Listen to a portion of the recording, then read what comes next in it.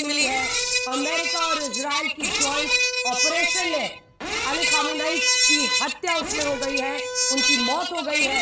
एक तरफ ईरान में जबरदस्त विरोध प्रदर्शन इस वक्त हो रहा है, तो वहीं अमेरिका में भी कुछ हिस्सों में कुछ लोग जश्न मना रहे हैं। अब आप समझिए कि ये कैसे प्ले आउट होगा पूरी दुनिया में। आज लगातार कवरेज आप देखेंगे इसी पर।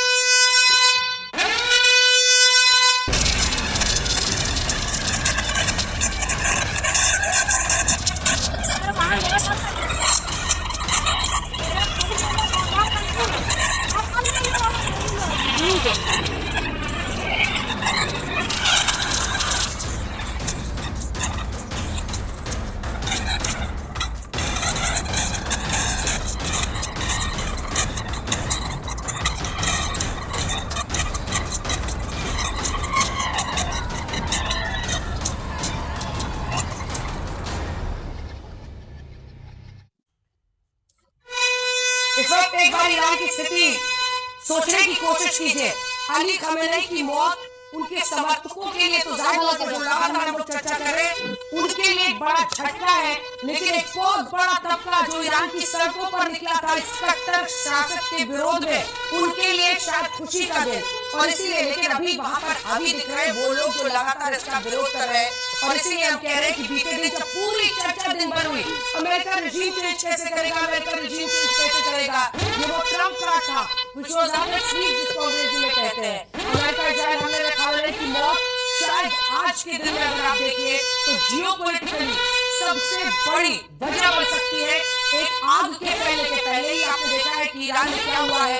अब ईरान के सपोर्टर्स और जो मौजूदा शासन है वहां पर उनके ऊपर भी ये दबाव रहेगा कि वो इसका क्या करें, इसके बदले में क्या करें। बीते दिन पूरे मिडिल ईस्ट में साथ फैला दिया था अलग अलग जगहों पर अटैक करके, आज वो क्या करते हैं इस पर भी नजर है। बिल्कुल। और देखिए बात ये की जा रही है कि अमेरिका इजराइल हमले में खामेनी की मौत के बाद अब सबसे बड़ा सवाल ये है कि मुस्तफा खामेनी उनके जो बेटे हैं, दूसरे बेटे यानी उनके सुप्रीम लीडर बनाने की बात सामने आ रही है। खबरें लगातार सामने रही है कि खामेनी के बेटे को मुस्तफा को लगातार सुप्रीम लीडर बनाया जा सकता है। लेकिन सबसे बड़ा सवाल ये कि क्या वो भी कहीं अमेरिका और इजराइल के हिट लिस्ट में तो नहीं मौजूद है, क्योंकि IRGC के टॉप कमांडर के साथ साथ अब सुप्रीम लीडर के नाम को लेकर भी अब खबरें लगातार मिलना शुरू हो गई है। अयतुल्ला खामेनी के बेटे को लेकर ये खबरें मिल रही है कि उनके बेटे को ही सुप्रीम लीडर बनाया जा सकता है। ये खबरें लगातार ईरान की मीडिया की तरफ से कही जा रही है। और मुस्तफा जो है वो उनके दूसरे बेटे हैं जिनके नाम को लेकर ये चर्चाएं तेज हो गई है। ये मुस्तफा खामेनी के बारे में खबर आ रही है जिसकी चर्चा हम लोग कर रहे थे कि उन्हें सुप्रीम लीडर बना दिया गया है। इंतजार करना होगा, उनकी तस्वीर आप इस वक्त देख रहे हैं। तो क्या ईरान ने औपचारिक रूप से इसका ऐलान कर दिया है कि अब वही अगले सुप्रीम लीडर होंगे। देखिए अली खामेनी सिर्फ एक नेता नहीं थे, वो कट्टरवाद के एक ऐसे चेहरे थे। कई लोग तो मानते हैं ही वाज एन आइडिया।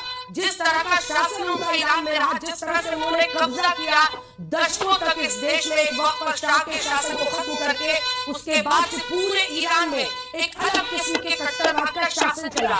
लेकिन इसी के साथ साथ आपको ये भी देखना होगा कि भारत इस पूरे युद्ध को और अली खामेनी की मौत को किस तरह से देखेगा। भारत के हित में क्या है? सबसे पहला पूरे विश्व के हित में यही है कि जल्द से जल्द ये युद्ध खत्म हो, क्योंकि अगर स्ट्रेट ऑफ हॉर्मुज से लेकर रेड सी तमाम जगहों पर ही फैलता हुआ दिखता है, स्ट्रेट ऑफ हॉर्मुज को बंद करता है तो पूरे विश्व में आर्थिक रूप से एक परेशानी का सबब तो बन जाएगा। लेकिन सबसे बड़ी बात यही है कि जो अमेरिका ने चाहा था, 3 फेजेस में बताया गया कि इस ऑपरेशन को अंजाम दिया गया, उसमें पहला यही था कि उन बड़े चेहरों को मार गिराना है और उसके बाद धीरे धीरे अलग अलग जगहों पर कब्जा करना है और फिर उसकी जो पूरी मिसाइल पावर है उसको कहीं ना कहीं ध्वस्त करना है।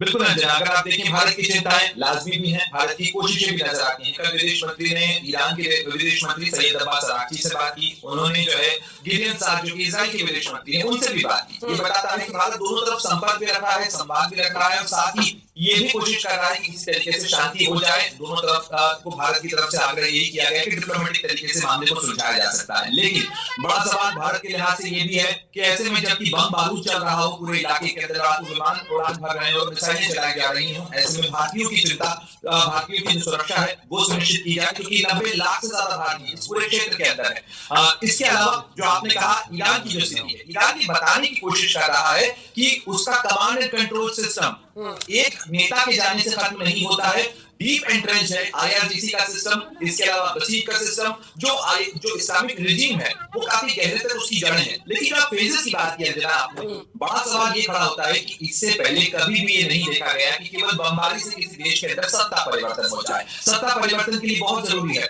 ऐसे देश की बात आप कर रहे हैं जिसका जो क्षेत्रफल है 16 लाख किलोमीटर से ज्यादा का है, जहां 9.5 करोड़ से ज्यादा की आबादी रहती है। उस 9.5 करोड़ में भी बहुत डाइवर्स है, कोई एक ग्रुप नहीं है। आप एक मोनोलिथिक ग्रुप की बात नहीं कर रहे हैं, आप जनता से आह्वान कर रहे हैं, तो जनता इस तरह से नहीं खड़ी होती है किसी एक घटना से। जी, लेकिन यही से प्रणय वो बात आती है, समझ जल्दी से इस पर आपका एक रिस्पॉन्स। देखिए, अगर आप देखिए वेनेजुएला तो नहीं है ईरान, तो वैसा संभव नहीं होगा कि आए मादुरो को उठा के ले गए। इराक में जब सत्ता परिवर्तन करना था तो सैनिकों को उतारना पड़ा था, लेकिन क्या मार गिराने से अब इराक ने हमला शुरू कर दिया है। देखिए कैसे ये आग फैल रहा है, और यही वजह है कि अगर ये पूरा इलाका इस तरह से युद्ध में चला जाता है, ईरान चुप बैठने वाला नहीं है, ना IRGC चुप बैठने वाली है। ऐसी जो परिस्थिति बन रही है वो पूरे रीजन को तो डिस्टेबलाइज करेगी ही, लेकिन कहां तक इसकी आग पहुंचेगी। बिल्कुल, और ये अमेरिकी ठिकानों पर हमला है। बिल्कुल, इरबिल के अंदर ये ठिकाने हैं जहां पर हमारी बेसिस के ऊपर अटैक किया गया। देखिए मैं आपको बताऊं जरा, पहले ही अमेरिका ने अपनी जो फोर्सेस की थी वहां से मूवमेंट शुरू कर दिया है, इराक से निकालना शुरू कर दिया था, लेकिन अभी भी कुछ रेजिस्टेंस फोर्सेज ऐसी हैं जो लगातार ईरान को सपोर्ट करती हैं,